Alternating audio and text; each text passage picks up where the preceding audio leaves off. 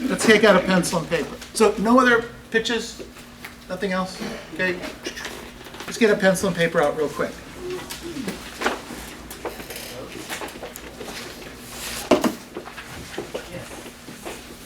First half's over. Done. Draw a line. What you did, you did. What you didn't did, you didn't did. I don't know how else to put it. Okay? The opportunities are still there. If you, whatever you did in the first half, you could duplicate in the second half. You could do better, could do worse. But I wanted to go through some of the areas where some of our agents are doing deals. And to remind you, there's nothing here I haven't shared with you at length. But I'm going to go through these quickly for time purposes. And there's 5 thoughts here. Okay? First thought, not in any particular order, but this is where business is happening and deals are being cut, transactions are being done. So write down FSBO, for sale by owner. FSBO. FSBO. There are for sale by owners out there. There's not a lot of them. Yet, when you go after them, you go after them in such a way that it gives you an opportunity for some more inventory, because inventory, while it's rising slightly, is still low. Yes or no? Yes. Still a little low. So if you had a few other properties that you could be aware of, that'd be nice. So so I wrote down here FSBO. Now the approach on the for sale by owners, my approach is slightly different than Mike's, only in terms of going to see the property. Okay, Mike wants you to be on the phone, has you the survey. It works fine. For some of you, it's phenomenal. You should continue to use it. For some of us that aren't quite as, we're looking for a little softer approach, a little easier approach, my suggestion is to call the client, to call the seller up, and simply get the opportunity to preview the property. Just get an appointment to preview the property. You call up, say, Mr. and Mrs. Jones, I'm going to be in the neighborhood this afternoon around 3 o'clock. I'd like to just take a look at your property. They say, well, we're not working with real estate agents. I understand that. But as a professional real estate agent, it's my job to see every piece of property that there is out there, including for sale by owners. Can I come by at 3 or would 4 be better? 98% of the time, you're going to get the seller that says, come on by today, tomorrow, etc. Now, when you go by the property, you just go by the property and you take your pre-qualifying script with you on a clipboard. Your job now is to ask questions conversationally with the for sale by owner. Wow, this is a really nice house. When you sell this house, where are you guys moving to? When do you have to be there? You know, how much do you owe on the property? And you're taking notes. You're having a conversation. Unlike a listing appointment, on a listing appointment, you tell the client, wait over there, I'm going to go preview the house. When you do this with a for sale by owner, you have the for sale by owner guide you through the property. You're building a little bit of rapport. You guys with me on this? Yep. Okay. You ask lots of questions. Don't, this is me, okay? Not Mike Ferry.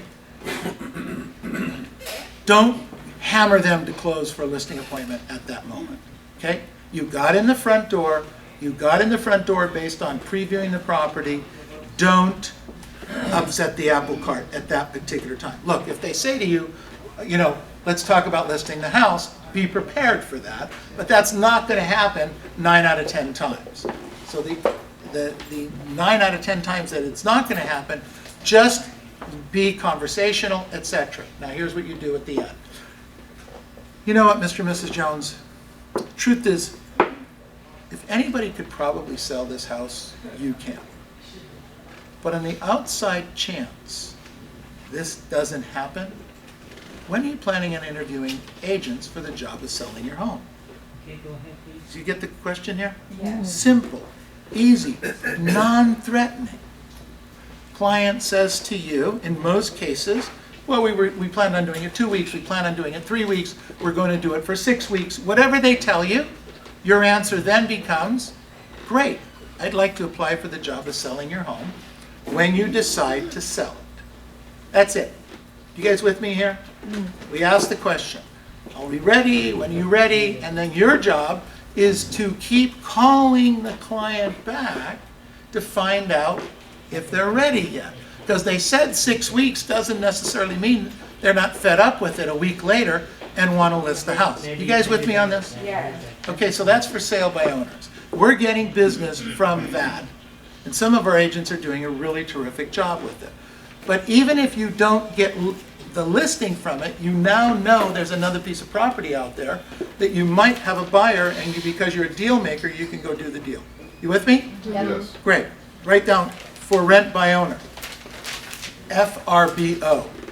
For rent by owner. We talked about this too. The for rent by owner, again, has the component of knowing the possibility of another piece of property on the market that others don't know about. Where do you find for rent by owners? You find them on forrentbyowner.com, you find them on Zillow, you find them on Craigslist, you find them driving around, you find them previewing property. For rent by owners are out there. Okay, so you call them and say, Mr. and Mrs. Jones, the market's been really pretty terrific. Maybe you want to take advantage of the market and sell your property instead of hassle with the house being on the market. Now, I'm going kind of fast with this. But understand, the biggest pain in the neck for anyone that owns rental real estate, the highest stress moment is when the house is vacant, when they have to re-rent it. That's when you hate your rental, okay? Hate it. It's a pain. I don't want to do it. I don't want to be meeting people at these properties all the time, etc. So that's on the for rent by owner. All right, so now the for rent by owner has two components. One we already talked about, and that is you might get a listing right now, and that would be good, right? Yes. The second part of that component is you might not get the listing, but you now have a possibility of a saleable listing, of a deal that you could make, and you bring a buyer and make your deal. The third component to this is what I call the long play. The long play is you now have a cell phone number of somebody that owns a rental, okay? Now somebody that owns one rental probably owns More, yeah. two. It's just the way it works. And anyone that owns a rental, generally speaking, all probably owns their own house. So now you have a cell phone number of somebody that owns 3 pieces of property. That's pretty cool. And you have an active now, real working cell phone number.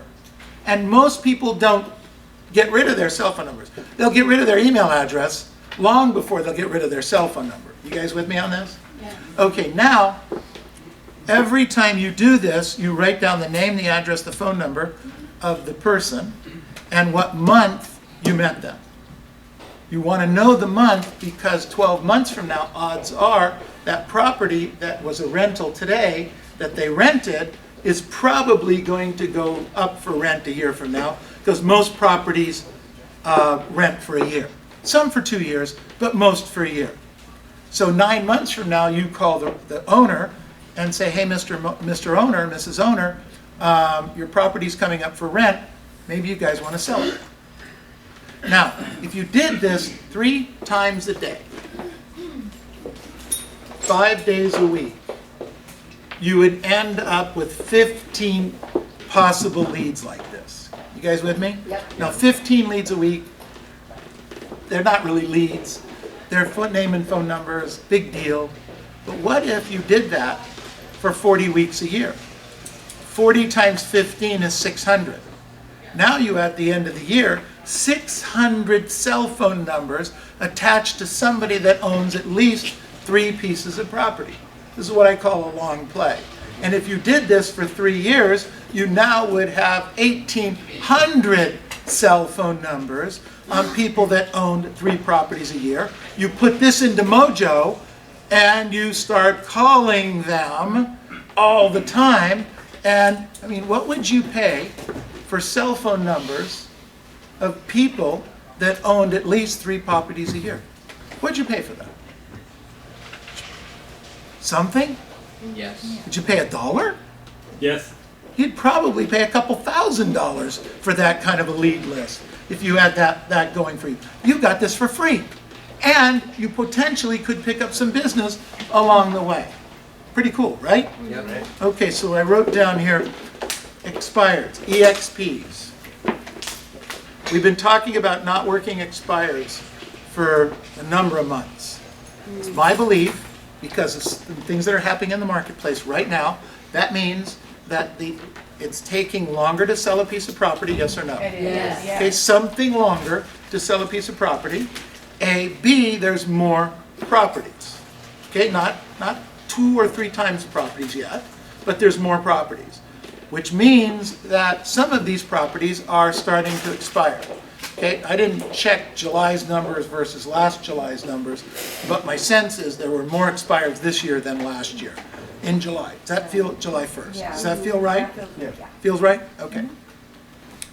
So that's where I think we're trending. I don't think we see all the expires yet, because remember, it's going to take 3-4 months for this to build until November and December, maybe January. We're going to start seeing the number of expireds that we once saw, which means you have to start brushing up on your expireds, your scripts, your dialogues, what you're doing, what's going on.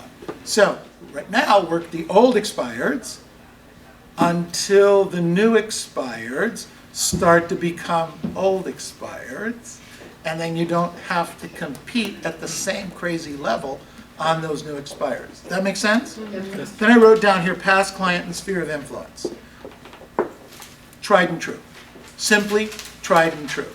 So one of the things that I'm having agents do is going into their past client sphere base and printing out 1 page on every person in their base. If you have 100 people, print out 100 pages. If you have 500 people, print out 500 pages. Whatever it is. And then go through the database. You have the stack here, stack of 500. You take the first one, you call the client, you talk to them, you make some notes on the bottom, da-da-da-da-da. You put it over on that side, you go to the next one. Okay, you talk to that person, they're not home, you put them over in this stack. You go to the thing, you just do this all day long. Because you have to talk to your people. And you're not talking to your people. And so by doing this, you've got a system going to talk to your people. Does that make sense? Yep. Yes. So past client sphere, huge source of business. And the last thought I wrote down here was have to sell versus want to sell. Probably one of the most significant observations I've made in the last few months is this. Almost every transaction that's closed escrow, that you've closed, go check your numbers, go check your closed and pending, almost every one that you've closed so far this year has been a have to sell, not a want to sell.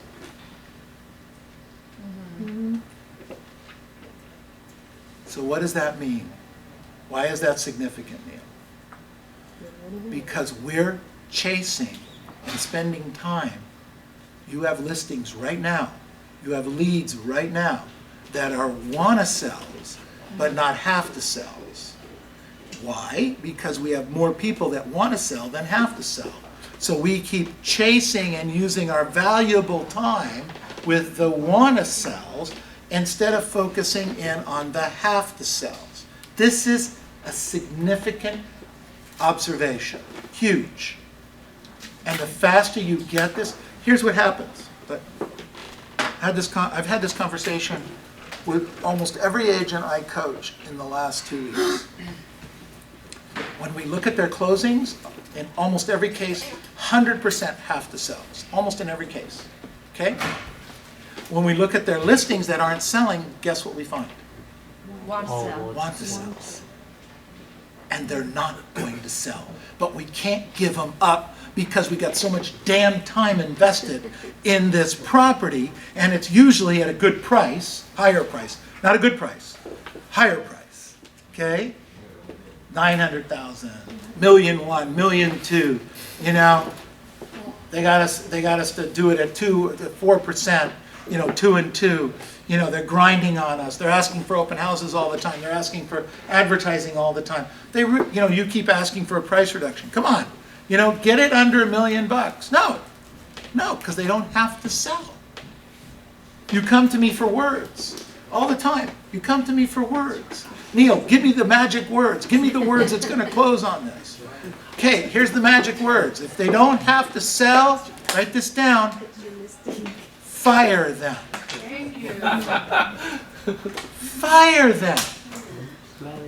They're not going to close anyway based on this list that you have. You don't want to do that because you don't want to let something go that might happen. I'm telling you, keep looking at what closed, and the odds are that in most cases it's almost 100% have to sell.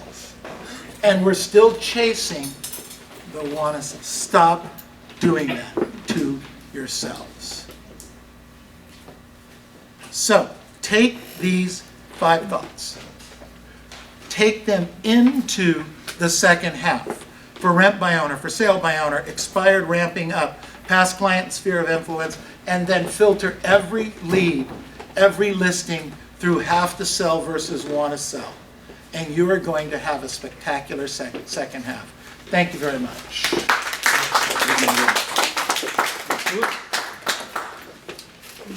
And if you add this with what I said on the Zillow thing, oh my gosh, what a morning. How valuable was this? Very good. How valuable was this? Jack Ma ends up with an appointment.